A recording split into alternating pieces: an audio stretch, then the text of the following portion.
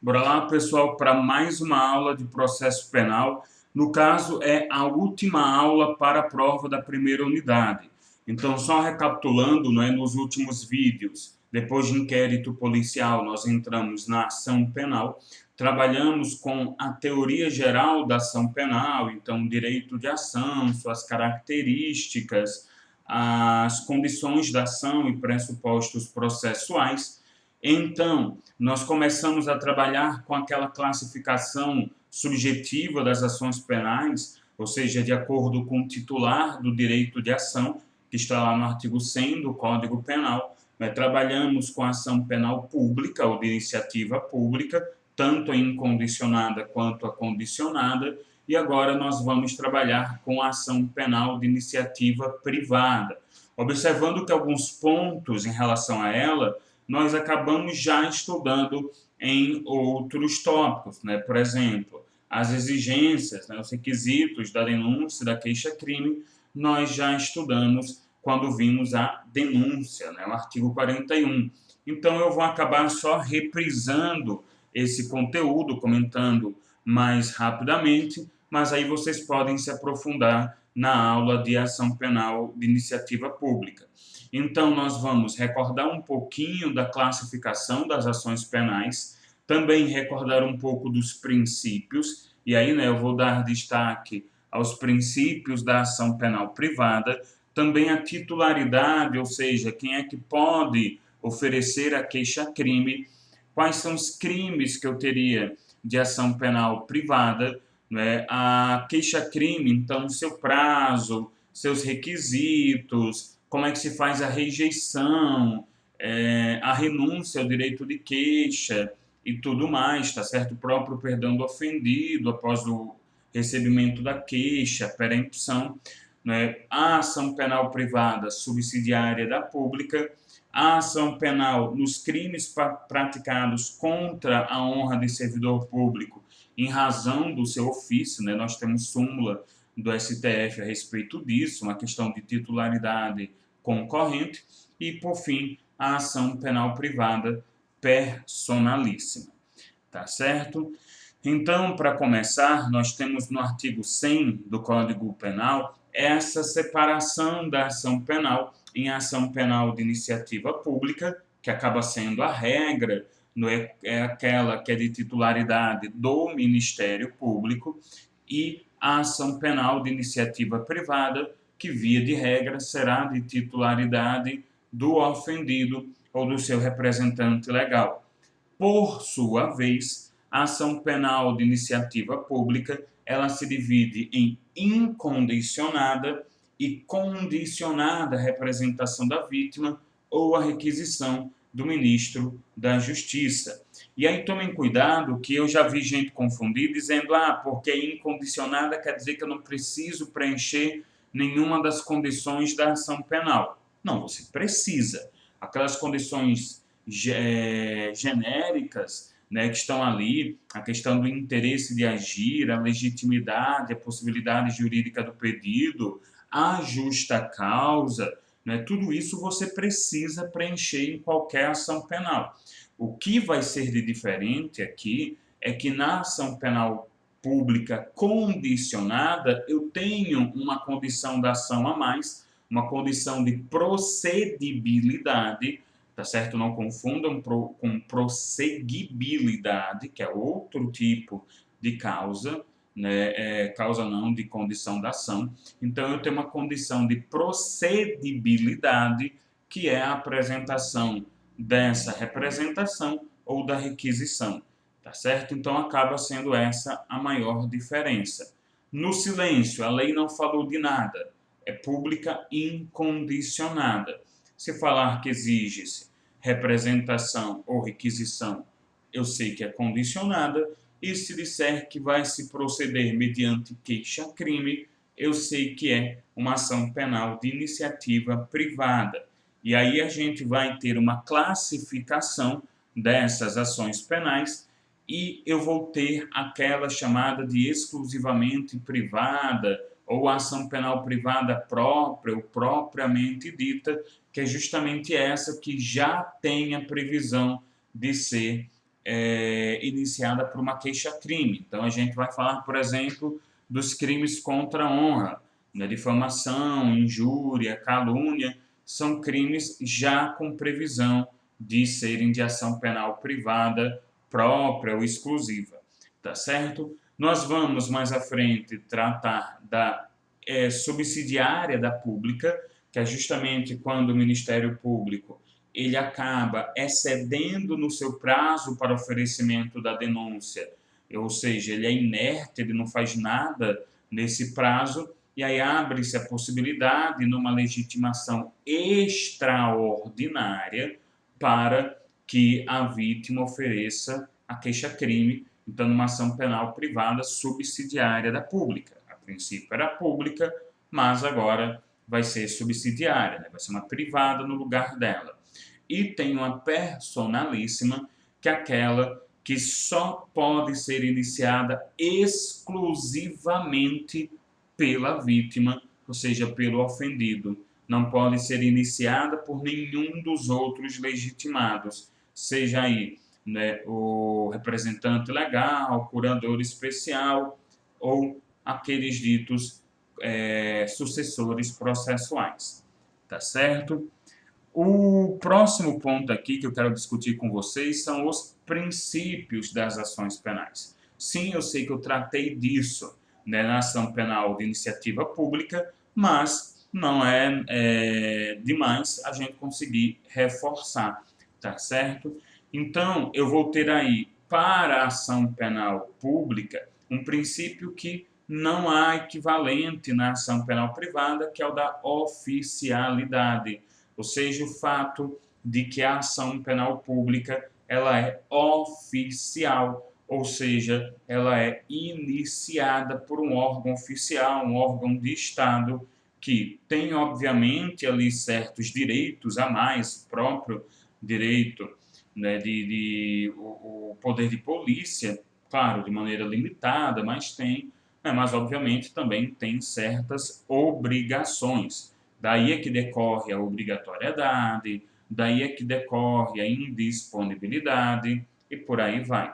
E aí, quanto à obrigatoriedade, nós vimos na ação penal de iniciativa pública que o Ministério Público é obrigado a iniciar a ação penal, tá certo? Da mesma maneira, por exemplo, que a autoridade policial, num crime de ação penal pública, é obrigada, essa autoridade, a instaurar um inquérito penal, eu também vou ter a obrigatoriedade aqui, tá certo? Para o início da ação penal. Veja que essa obrigatoriedade depois ela não vai ficar sendo reforçada, né? Por exemplo, o Ministério Público não é obrigado a oferecer recurso, né? Por exemplo, recorrer de uma sentença. Ele vai recorrer se ele acha que é o correto, né? Se ele acha que a sentença foi indevida. Já na ação penal de iniciativa privada, eu vou ter a oportunidade ou voluntariedade, que é justamente o fato de que a vítima, o ofendido, pode escolher ou não oferecer a queixa-crime. A gente vai ver mais à frente isso na renúncia ao direito de queixa, ou seja, a vítima pode renunciar tácita ou expressamente ao direito de queixa que tem, tá certo? Tanto é que ela tem um período específico, nós vamos trabalhar melhor, mas é um período de 6 meses, né, para poder se pronunciar sobre essa vontade, para poder oferecer a queixa-crime. Já quando a gente e aí, né, passados esses 6 meses para a vítima, eu tenho decadência, eu tenho extinção de punibilidade. Porque já que é voluntário, eu não vou ficar esperando que a vítima faça isso algum dia na vida dela. Então, ela tem que cumprir um certo prazo, nesse prazo decadencial. Já o Ministério Público, como é obrigado a oferecer a denúncia, eu não tenho tanto essa preocupação com prazo. Obviamente, eu tenho uma certa preocupação, né? Nós vimos, por exemplo, que eu devo oferecer a denúncia em 15 dias se o indiciado estiver solto e em 5 se ele estiver preso, o que abre, inclusive, né, possibilidade para um relaxamento de prisão por excesso de prazo. E eu acho que eu falei agora há pouco que a ação penal subsidiária da pública era com 5 dias, não é com 15, tá certo? 15 de omissão. E, excedendo esse prazo, aí abre a oportunidade, a possibilidade da ação penal privada subsidiária da pública. Agora, se ultrapassa-se esse prazo e a vítima não faz nada, continua, porque como existe uma obrigatoriedade, uma hora o Ministério Público tem que oferecer a denúncia, claro, se cumpridas as condições, né, presentes os pressupostos, até sob pena de responsabilização daquele promotor. Claro, isso daí vai uma hora acabar, né, essa obrigatoriedade, como a gente tem um caso justamente de chegar numa prescrição. Eu tenho também, na ação penal pública, a indisponibilidade.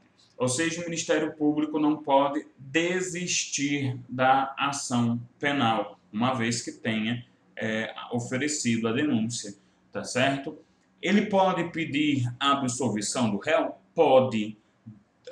Absolver, né, pedir absolvição, não é a mesma coisa de desistir, tá certo? O Ministério Público pode simplesmente observar que, no curso do processo, eu não obtive provas suficientes e aí ele continua querendo uma decisão de mérito. Só que a decisão de mérito que ele quer é absolutória, tá certo? O fato do Ministério Público não recorrer também não quer dizer que ele está desistindo, tá certo? Então, indisponibilidade é proibição de desistir.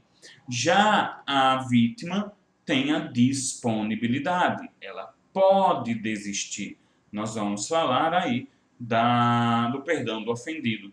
E aí eu vou explorar mais à frente esse perdão do ofendido. Também na ação penal pública eu tenho a divisibilidade, tá certo? Ou seja, eu posso dividir a denúncia, eu vou ali, né, oferecer a denúncia contra o réu, mas não contra o outro, por exemplo, porque só depois, né, eu ofereço a denúncia contra o segundo, eu estou analisando ainda elementos de informação, estou analisando diversos pontos, então posso fazer essa fragmentação. Já na ação penal privada, né, por força do artigo 48 do Código de Processo Penal, eu não posso dividir. Eu tenho a indivisibilidade, ou seja, eu, para oferecer a queixa-crime, se eu tiver mais de um indiciado, né, mais de um provável réu, ou eu ofereço contra todos, ou eu não ofereço contra ninguém. E aí, existe uma certa divergência na doutrina sobre o que deve ser feito caso eu faça a divisão. Eu, como querelante, denuncie um, mas não denuncie outro.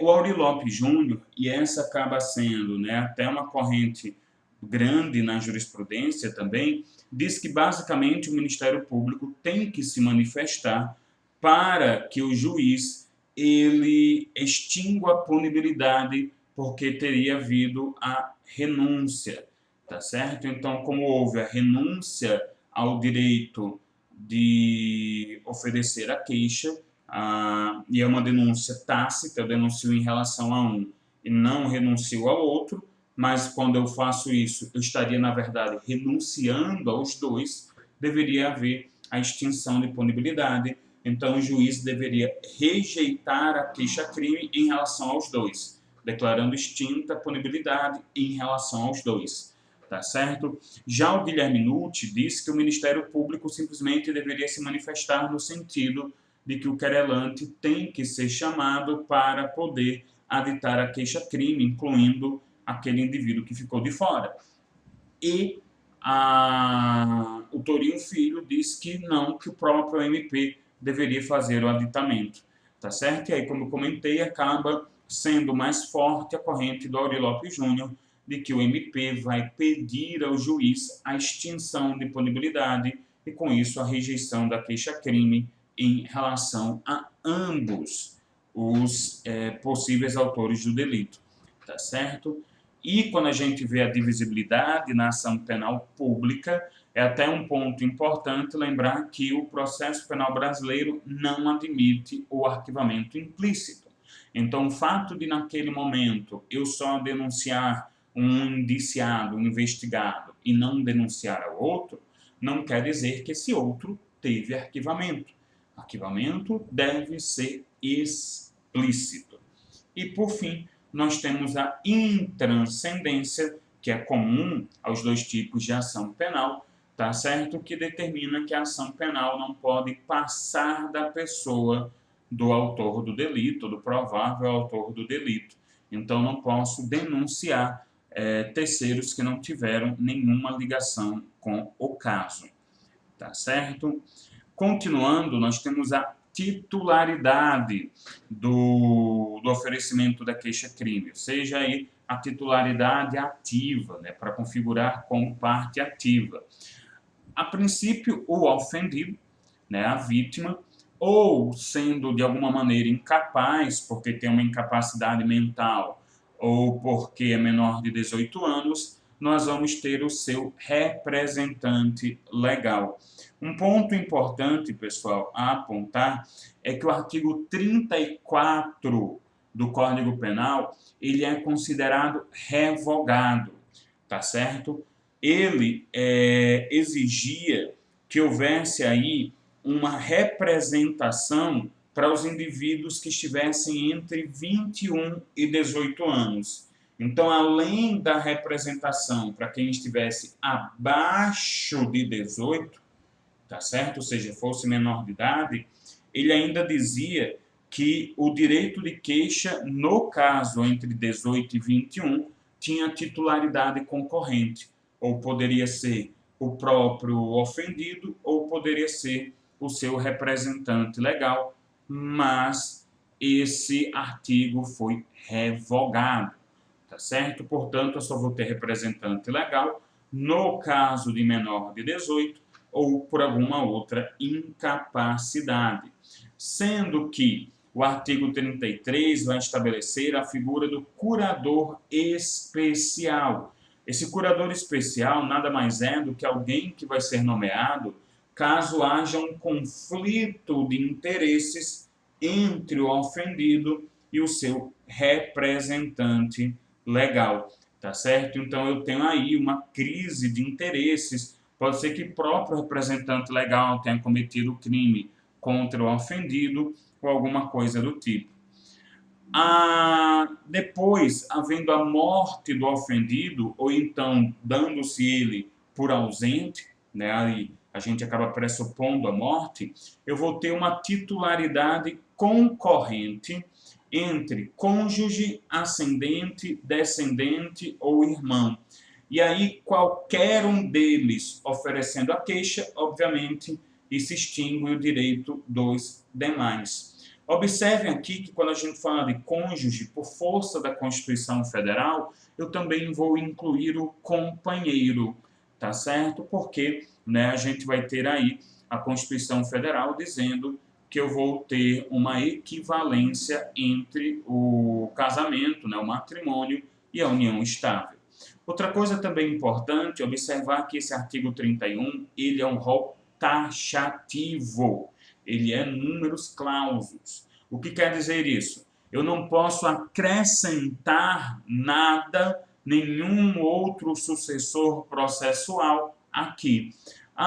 Mas aquele ofendido, ele não tinha ascendente, né? Não tinha pai, não tinha avô, ele não tinha descendente, não tinha filha, não tinha neto, ele não tinha cônjuge, era solteiro, né? Um namorado ou uma namorada.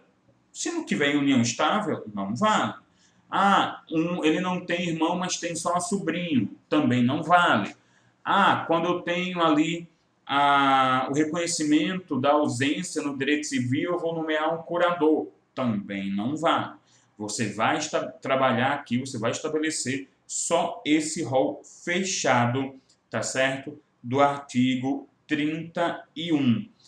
E, para finalizar, caso haja, né, um crime de ação penal privada contra uma fundação, uma associação, e aí está sociais, associações, tá? Desculpa, pela redigitação, ou sociedades legalmente constituídas, ou seja, contra alguns tipos de pessoas jurídicas, eu vou aplicar o artigo 37, que ele vai dizer que as fundações, associações, tá certo? Ou sociedades legalmente constituídas poderão exercer a ação penal, devendo ser representadas por quem os respectivos contratos ou estatutos designarem. Então, pode ser que o meu estatuto, né, designe fulano, Joãozinho vai ser designado pelo estatuto como sócio que vai cuidar de questões legais, que vai servir ali como preposto para a justiça, né, para ações trabalhistas, para oferecer queixa, etc. Ou, né, no silêncio desses contratos, desses termos de criação, pelos seus diretores ou sócios gerentes, tá certo? Então, eu tenho que ficar de olho nessa situação.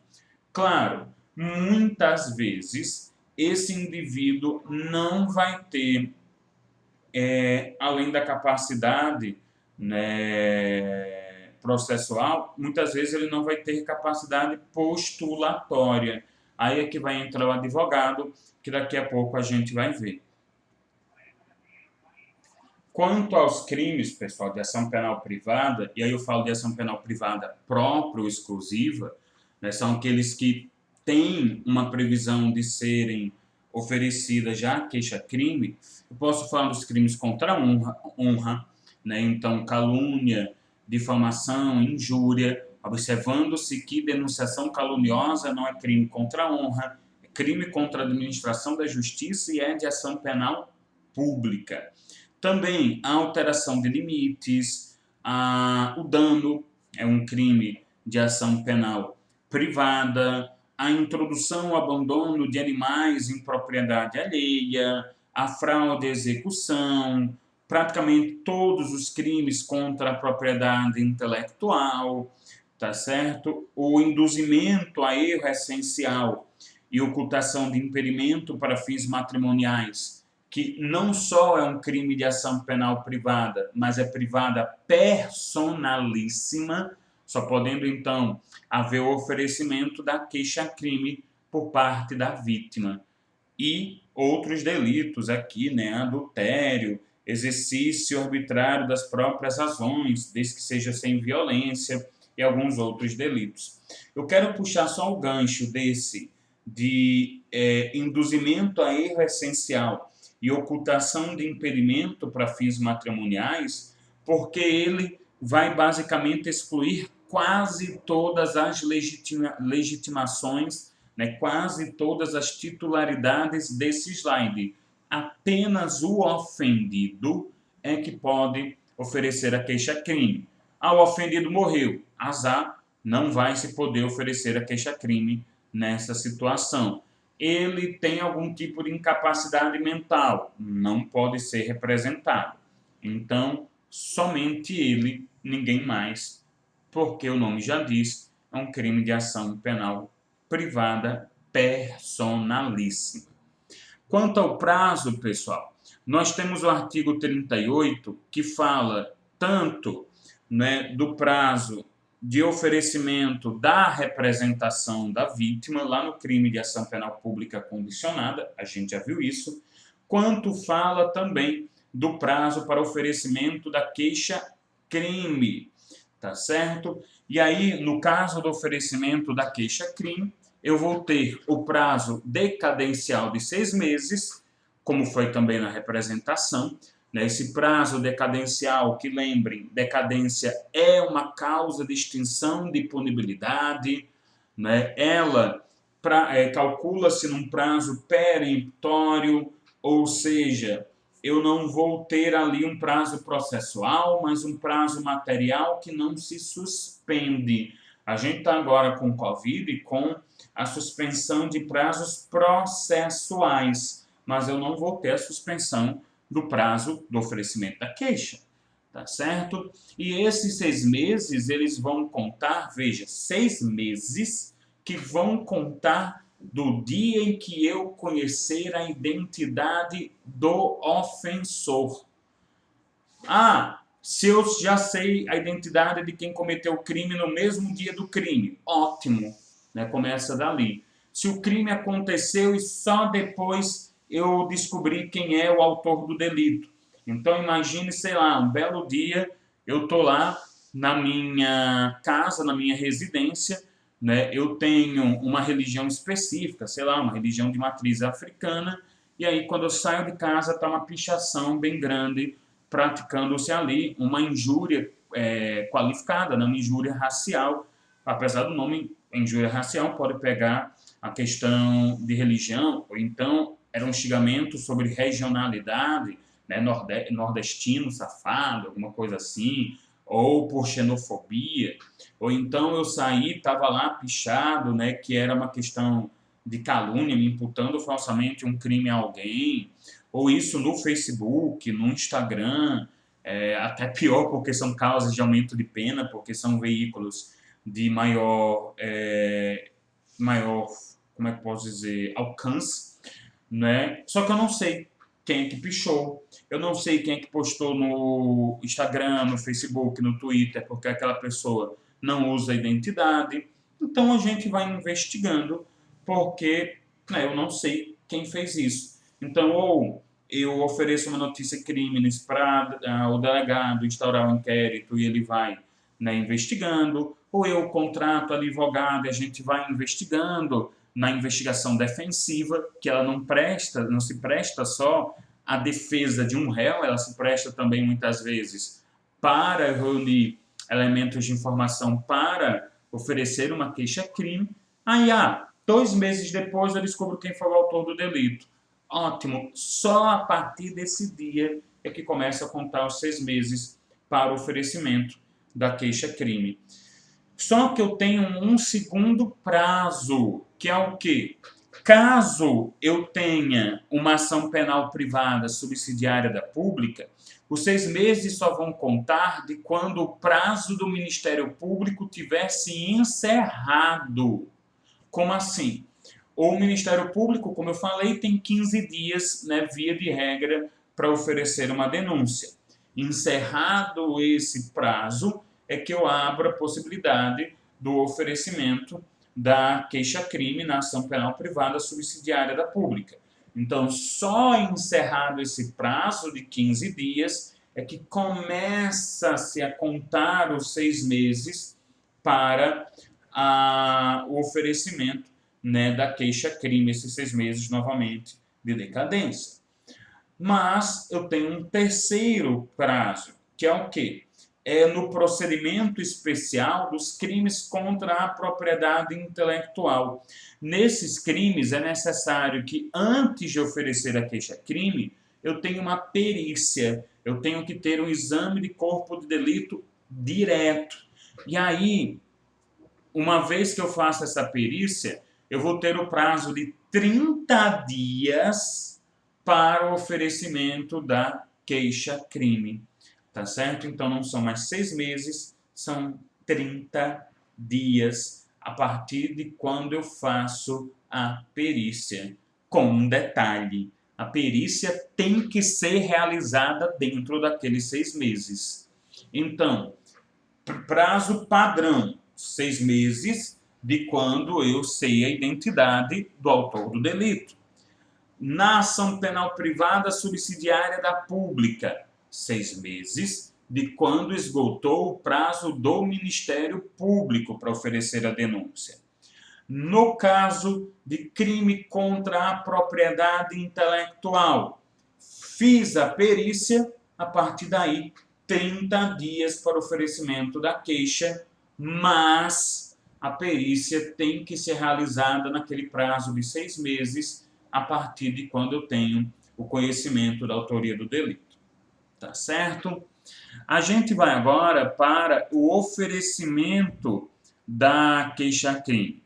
O artigo 41, eu já trabalhei com vocês, mas vou rapidamente relembrar, fala de quais são os requisitos, quais são os elementos que devem estar presentes na ação, na denúncia, ou na queixa-crime, tá certo? E caso eu não tenha esses elementos presentes, eu vou ter a rejeição da denúncia ou rejeição da queixa, porque são ineptas. Seria ali o artigo 395, inciso 1º do Código de Processo Penal.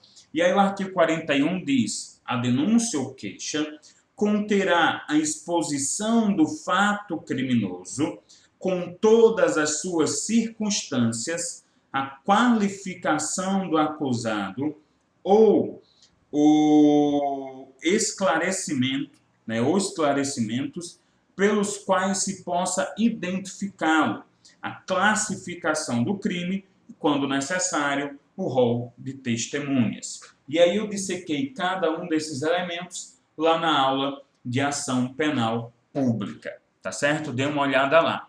E se tiverem dúvidas, nós vamos ter as lives de revisão, E aí essas lives podem ajudar um bocado.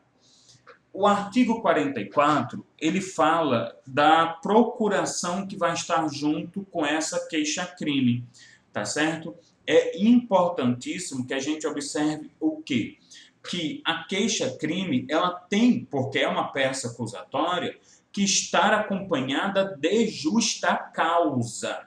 Eu não posso ter ausência de justa causa, prova de materialidade e indícios de autoria, porque se eu não tiver essa condição, a queixa é rejeitada. Artigo 395, inciso 3º.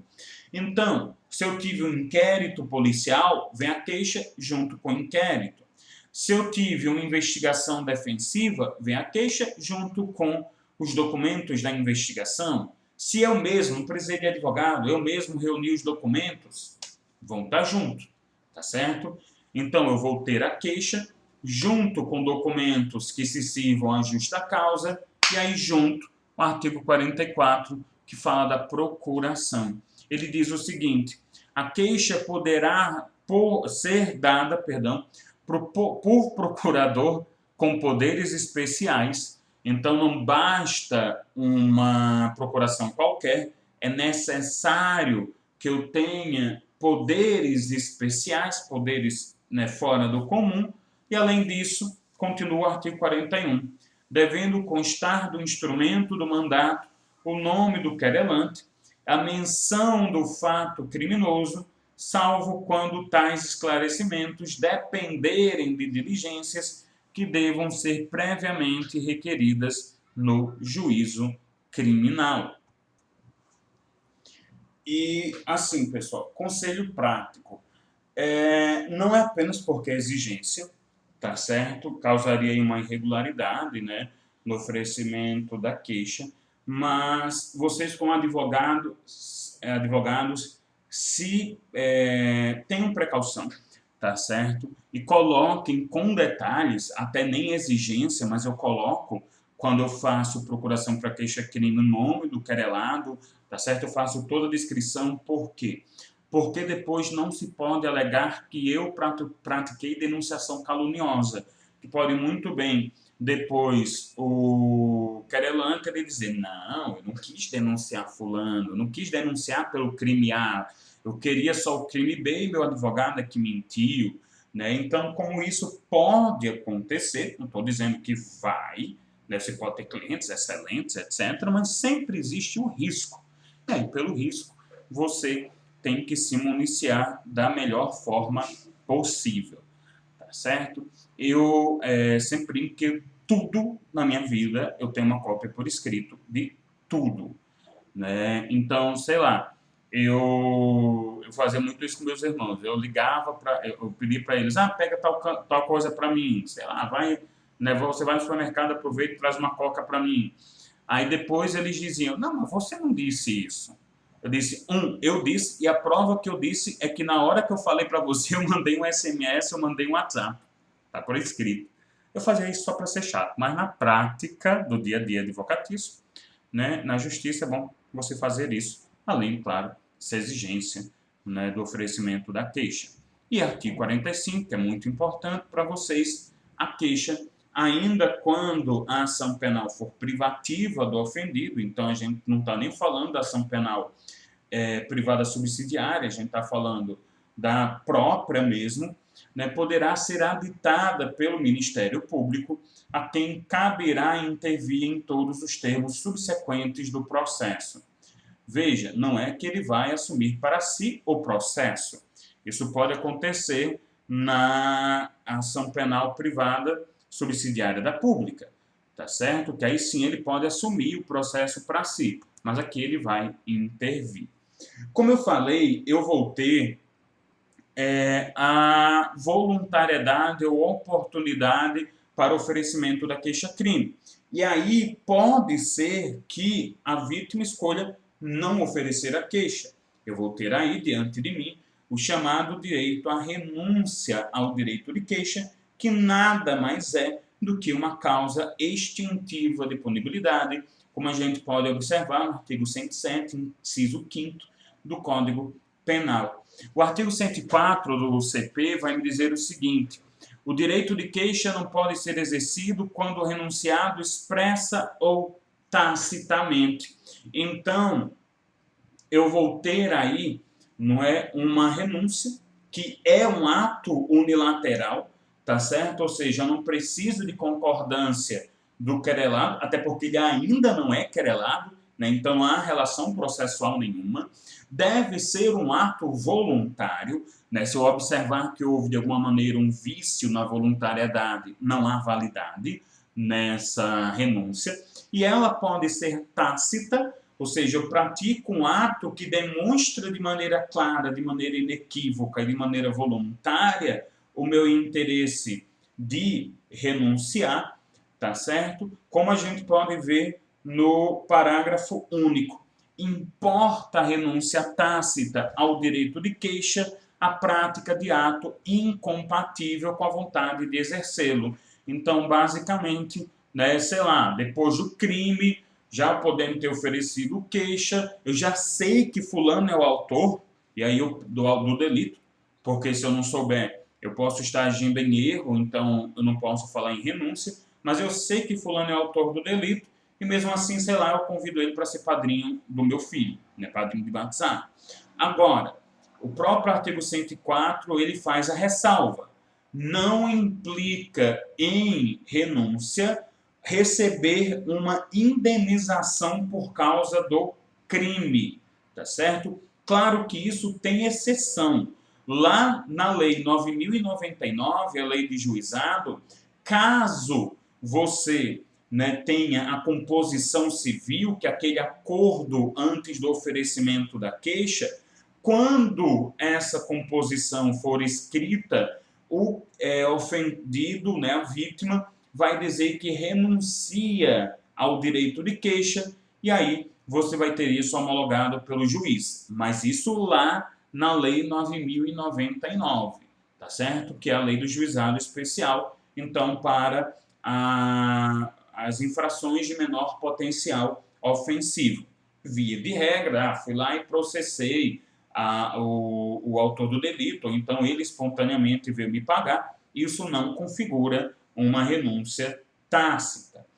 E uma coisa importante é que se há uma renúncia num crime de ação penal pública, porque na situação eu tinha uma ação penal privada subsidiária da pública, porque o Ministério Público estava inerte, essa renúncia não vincula o Ministério Público. O MP, ele ainda pode, obviamente, oferecer a denúncia, tá certo? O artigo 49, ele diz que a renúncia ao direito, ao exercício, perdão, do direito de queixa, em relação a um dos autores do crime, a todos se estenderá. É justamente aquela questão do artigo 48 da indivisibilidade. Porque como a queixa-crime é indivisível, o que acontece? Eu ofereço a queixa contra Mévio, mas eu não ofereci quanto a Tício. Passa-se então a entender que quanto a Tício eu tive uma renúncia tácita. E como eu tive uma renúncia tácita em relação ao segundo, né, Tício, isso se aplica também a Mévio, mesmo que eu tenha oferecido a queixa-crime contra ele. Uma renúncia em relação a um vai se aplicar, vai se estender em relação ao outro, tá certo?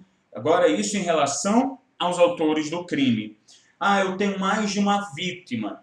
Eu e, sei lá, eu e Joãozinho, nós somos vítimas de um crime de difamação. Se eu renunciar ao meu direito de queixa, porque eu sou uma pessoa, né, levada, eu não vou levar a sério aquilo ali, por mim é uma brincadeira chata. Não, não sou essa pessoa levada. Mas o Joãozinho, ele não renuncia, não existe esta comunicação, tá certo? Ou seja, o fato de um ofendido renunciar não afeta o direito do outro. Agora, se eu renuncio em relação a um autor do delito, aí sim o outro também escapa. O artigo 50 fala da renúncia expressa, e ele diz que a renúncia expressa constará de declaração assinada pelo ofendido por seu representante legal ou procurador com poderes especiais, tá certo? Então, isso acontece, como eu falei, na Lei 9.099. Quando eu tenho lá o acordo, a composição civil, eu tenho uma renúncia expressa que é assinada. E o artigo 50 traz uma outra informação muito importante. Se por acaso o representante legal do menor de 18 anos ele renunciar ao direito de queixa, isso não se aplica ao próprio menor quando ele atingir a maioridade, tá certo? O que isso quer dizer? Quando esse menor atingir a maioridade, ele ainda poderá oferecer a queixa-crime, tá certo? Mesmo que antes o representante tenha renunciado ao direito de queixa, porque a renúncia é do representante, ele não pode renunciar ao direito daquele menor. E, por fim, o artigo 57 diz que a renúncia tácita, isso vai se aplicar também ao perdão do ofendido tácito, admitem todos os meios de prova, obviamente, meios lícitos de prova, porque eu não vou ofender o direito, o princípio da proibição de utilização de provas ilícitas. Então, você pode pegar, sei lá, postagem no Facebook, é uma prova lícita, para comprovar ou a renúncia tácita ou o perdão tácito. Aí a gente vem para o perdão do ofendido. O perdão do ofendido, pessoal, ele, obviamente, se aplica nos crimes em que se procede mediante queixa-crime. O que quer dizer isso? Naqueles que são de ação penal privada própria ou personalíssima. E aí isso vai impedir o prosseguimento da ação, tá certo? Então, é uma condição de prosseguibilidade, não confundam com procedibilidade. Procedibilidade é a necessidade de representação, vem antes. Aqui é para prosseguir uma ação penal que já iniciou. Então, uma condição de prosseguibilidade é não ter o perdão. Tendo o perdão, é outra causa extintiva de punibilidade, no mesmo artigo 107, inciso 5º do Código Penal, aí eu vou pôr fim à ação penal. O artigo 106, ele diz que o perdão no processo ou fora dele pode ser expresso ou tácito. Então, justamente, né, tácito porque eu tenho a prática de um comportamento incompatível com o desejo de continuar processando, expresso, foi lá assinado pela vítima ou por seu representante legal ou alguém com poderes para representá-lo, o próprio advogado ali, tá certo? E aqui eu tenho algumas regras também que são parecidas com a renúncia ao direito de queixa. Então, se concedido a qualquer um dos querelados, aproveita a todos. Portanto, se eu tenho um tício e mévio, só perdoo o mévio, isso se aplica também a tício. Da mesma maneira, eu tenho duas vítimas, eu e Joãozinho. Se eu perdoo ali os autores do delito, mas Joãozinho não perdoa, ele continua com a ação penal em relação a eles, eu é que saio, eles não podem ser punidos em relação ao delito que praticaram contra mim. Né? Justamente o inciso 2º, se concedida a um dos ofendidos, não prejudica o direito dos outros. Inciso 3º, se o querelado o recusa, não produz efeitos. O que isso quer dizer? Enquanto a renúncia ao direito de queixa é unilateral, não precisa de aceite do autor do crime, aqui eu vou ter algo que é bilateral, eu preciso que seja concordado pelo autor do crime. Aí, parágrafo 1º, perdão tácito, né, o que eu falei já, é o que resulta da prática de ato incompatível com a vontade de prosseguir na ação. E parágrafo 2º, que é bem importante também, não é admissível o perdão depois que passe em julgado a sentença condenatória. O que quer dizer isso? Quer dizer que o perdão do ofendido vai até o trânsito em julgado, tá certo? Ali da sentença condenatória. Posso até ter depois da primeira condenação, tá certo? Mas não posso ter após a condenação transitada em julgado. Uma última coisa que vocês vão ver que esse slide, basicamente, tem vários comentários que eu já fiz, mas uma última coisa que você não pode confundir o perdão do ofendido com o perdão judicial. O perdão judicial é outra extensão de punibilidade que se aplica em casos em que a lei o prevê. E aí é o próprio juiz que deixa de condenar e declara o perdão. Isso é exemplo, a gente observa no artigo 121, parágrafo 5º, né, no homicídio culposo, em que há ali um grande sofrimento por parte do autor do delito. Sei lá, um cara que culposamente atropela o filho, né, e aí eu posso ter o perdão judicial. Continuando, eu tenho a perempção. A perempção é outra causa extintiva de punibilidade que acontece durante a ação penal privada. Basicamente, é deixar a ação penal privada morrer, porque ela foi deixada parada. Percebam aqui que eu só falo de ação penal privada, ou seja, não existe perempção na ação penal de iniciativa pública. Então, artigo 60. Nos casos em que somente se procede mediante queixa, considerar-se-á perempta a ação penal. E aí nós temos exemplos, né, de perempção. Inciso 1º, quando iniciada a ação penal, o querelante deixar de prover o andamento do processo durante 30 dias seguidos.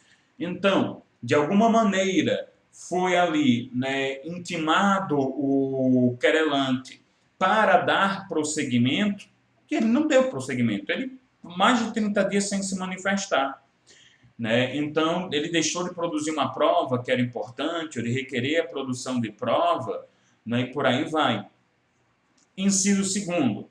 Quando falecendo o querelante ou sobrevindo sua incapacidade, não comparecer em juízo para prosseguir o processo dentro do prazo de 60 dias, qualquer das pessoas a quem couber fazê-lo, ressalvado o exposto no artigo 36.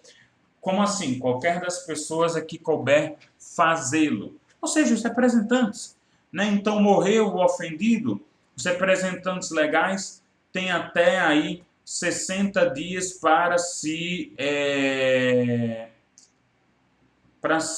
legitimarem, por assim dizer, né, para entrarem no processo, tá certo? Então, eles vão lá, vão apresentar, se legitimar por aí, né, vão constituir advogado ou entregar a procuração para o advogado que já está nos autos, e isso ressalvado, como a lei diz, o artigo 36 do Código de Processo Penal. Deixa eu só ler aqui o 36, né? Ele diz o seguinte: se comparecer mais de uma pessoa com direito de queixa, terá preferência, isso vale até para morte, né? Para mesmo oferecer a queixa-crime, que é uma ordem preferencial, portanto.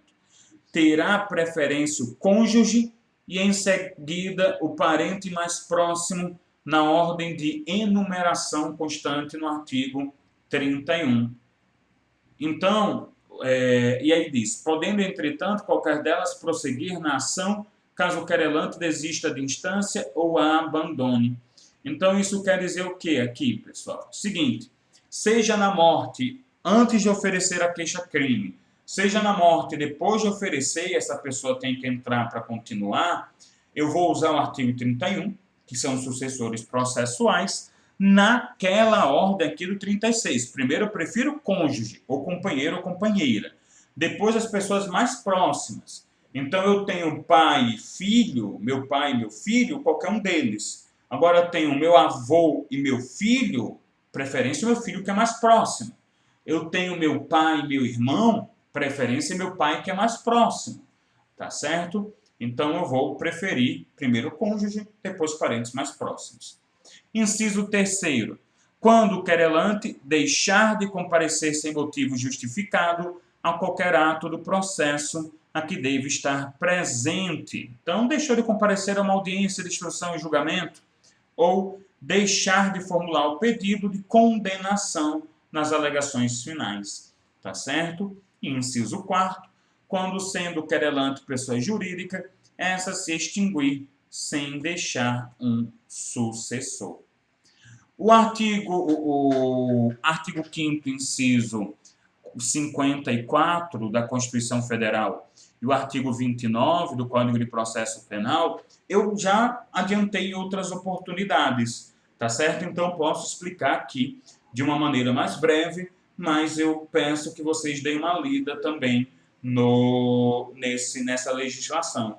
É o fato da possibilidade da ação penal privada subsidiária da pública, né, em que eu justamente tenho a inércia do Ministério Público, tá certo? Ele passa daquele prazo padrão, né, pensando no prazo padrão, sem ter aqui um crime de legislação extravagante. Então, ele passa do prazo padrão de 15 dias sem fazer nada.